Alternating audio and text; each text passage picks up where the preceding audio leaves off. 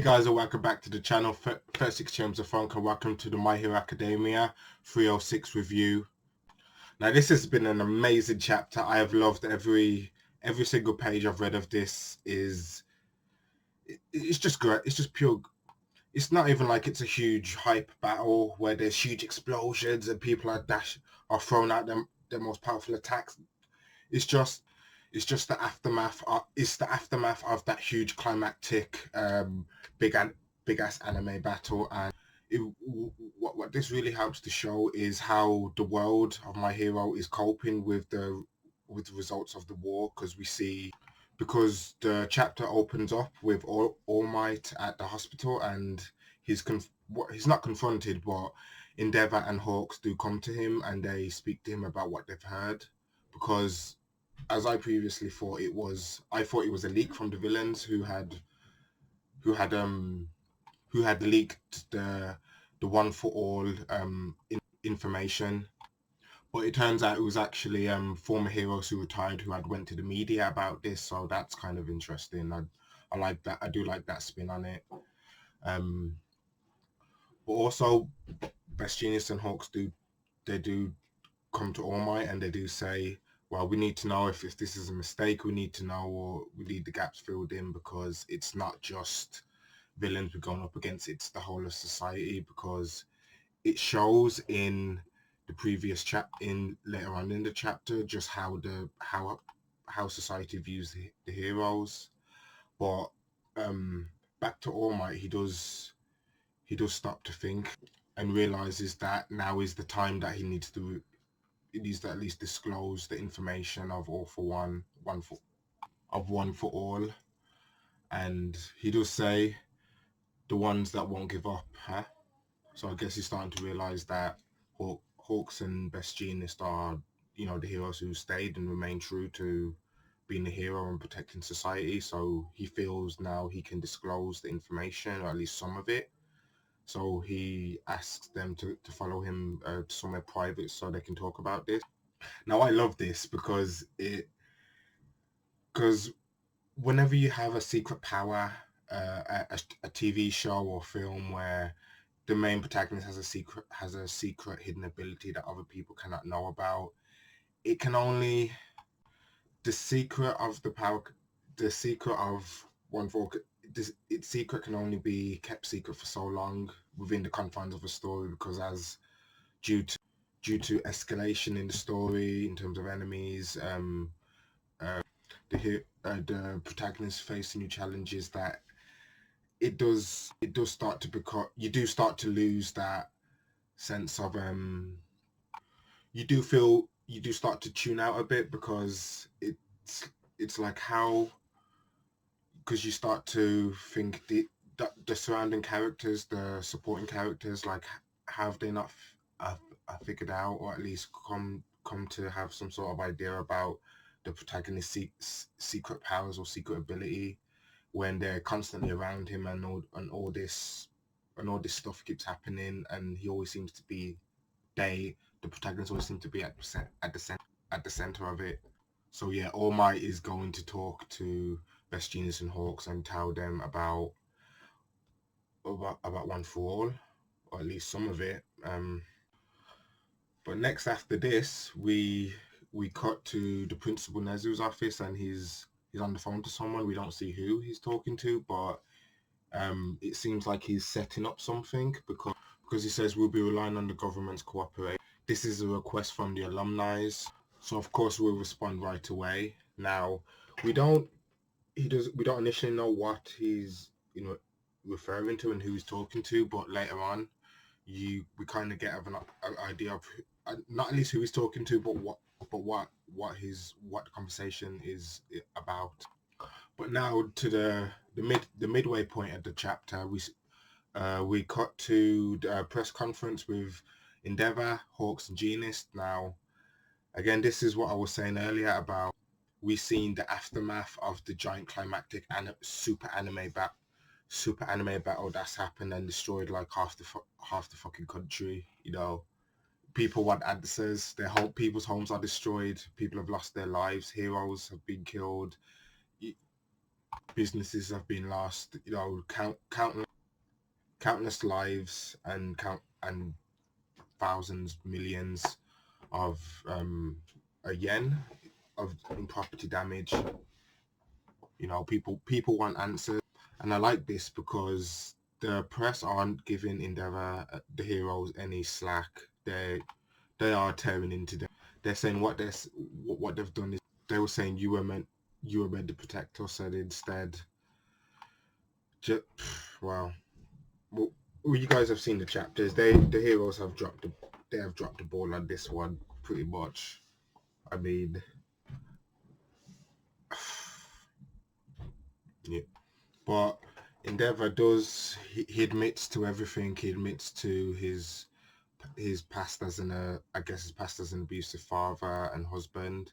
He confirms that Darby is his son, and that's all true. Everything that he said was true, and he just takes the brunt of it. But I like that because he's taking the brunt of this, and it reflects in his hero name. Because I mean, I had a quick Google search, and the definition of endeavor is to try hard or to achieve something, and all he's ever tried to achieve is to become the number one hero, and now he's done that, and he's still striving in order to live up to that name, and that's a reason why Endeavor is becoming one of my favorite heroes and characters due to the development he's had in the past few arcs.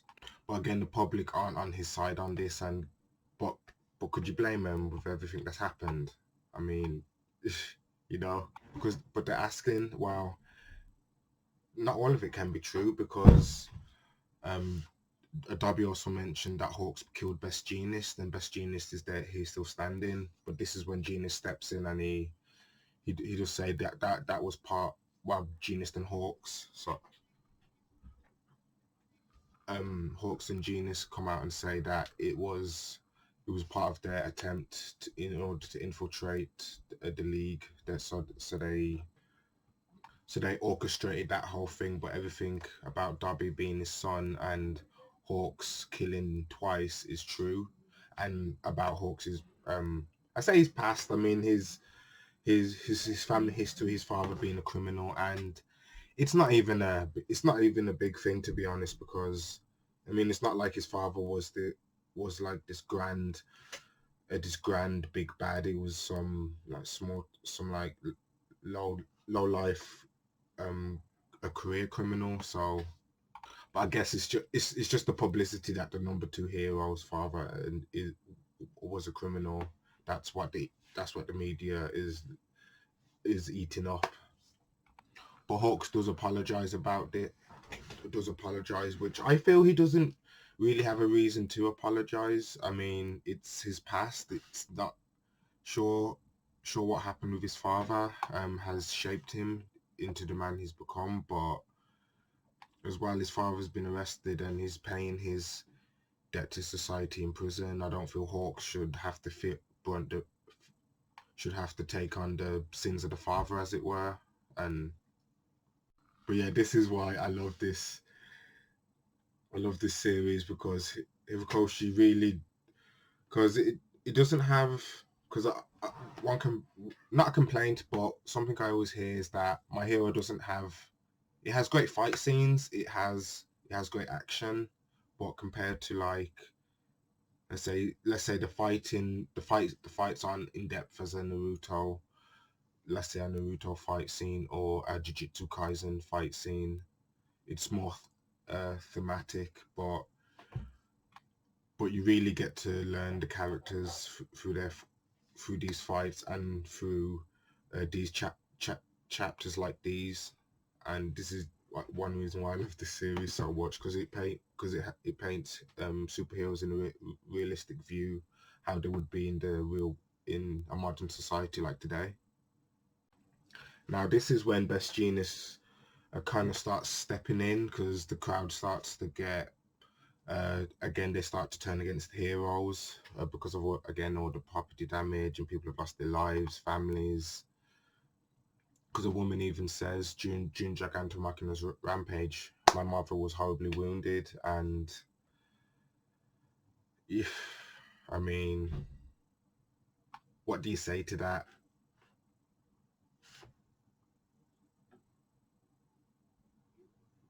What do you say to that? I mean, Endeavor does apologize and stuff, but again, it's not helping. But this is when Best Genius steps in, and I think this is why he's like the number 3 hero, because he's great. He's a great people person.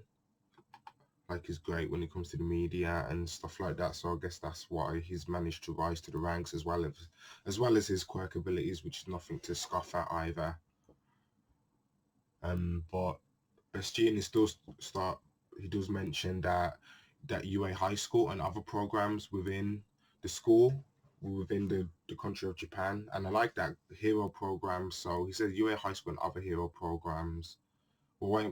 Because and this is the official Shonen dub, so I would say, why not just say other hero schools than programs? Because that makes me think there's like hero apprenticeships and other things of that sort. So there's other ways for people to become heroes. Maybe I'm just reading too much into it, but these schools, UA schools and other places like that, are going to be turned into evacuation shelters for people, which is weird, because I always wondered why that hasn't already happened in My Hero. But I guess because before they were in an era of peace with All Might, so the idea of evacuation shelters wasn't really needed, and I understand that, and I understand now, because again, all the damage and the loss of heroes, that it would be needed now more than ever.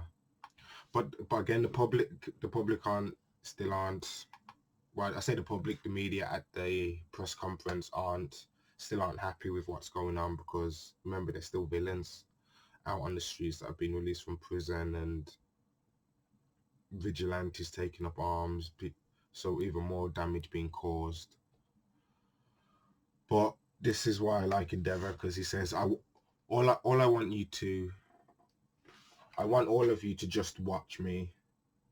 And he puts his mask, he puts his flame, he activates his quirk, his flame mask quirk, and he says, "Yes, the heroes were put through a sieve, and if you define hero as someone the people who look up to and count on, and the heroes really did vanish that day, and yet some still prepared to stand up and fight." So Endeavor's trying to rally the press and society and the other heroes to his cause, and just tell them to watch him, and he will be that beacon, he will be that pillar of society, which they desperately need right now. But I do like, there's a little cut, and we see Dobby, and he says, "So I didn't go far enough," and he has a little laugh.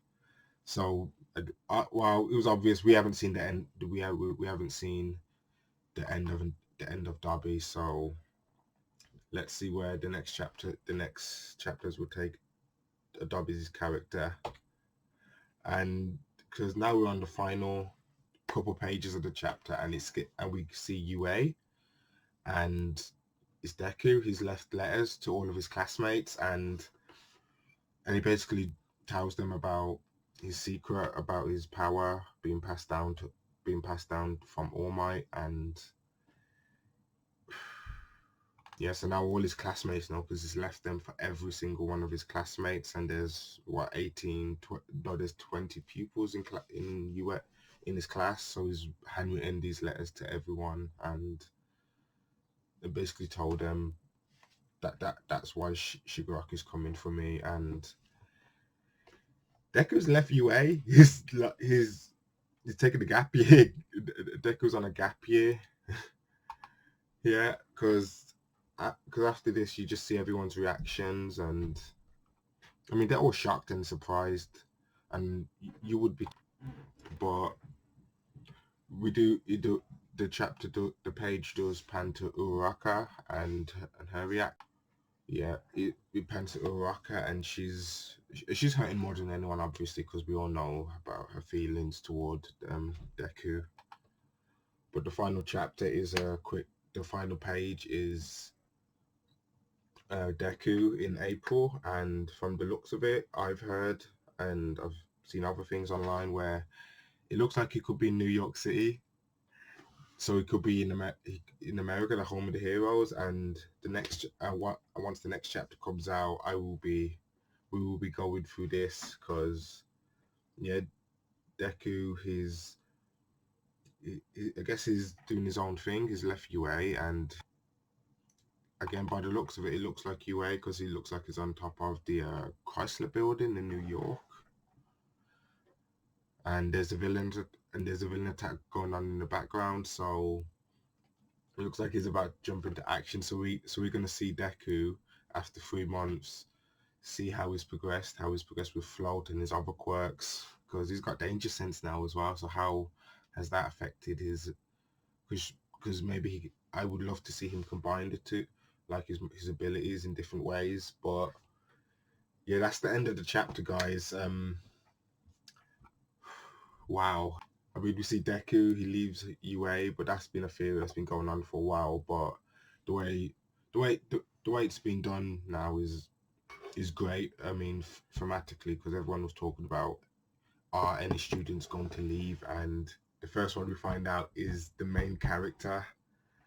So, but we know that he's following in his All Might's footsteps, because we all know All Might went up what went over to the States to train and to learn before he came back to Japan to try and defeat One for All.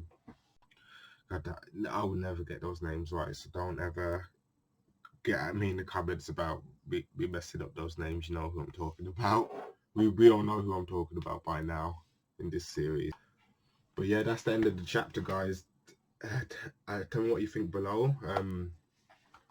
Because the chapter is called The Final Act Begins, so I want to know how Deku's changed. How is he changed in terms of his personality? Is he does he act different now to how he did before? He's a lot more serious because he knows after the war and he's seen all the damage. Of course, he knows that he can't be this nerdy, he can't be this little dweeby, not dweeby, but this unsure, at times still insecure person when the weight of an entire country and potentially the world is on his shoulders. So that's what I'm looking forward to. You guys tell me below what you think, but I'll leave you guys to it. Comment below, like, comment, subscribe, and keep it fresh and keep it funky. See ya.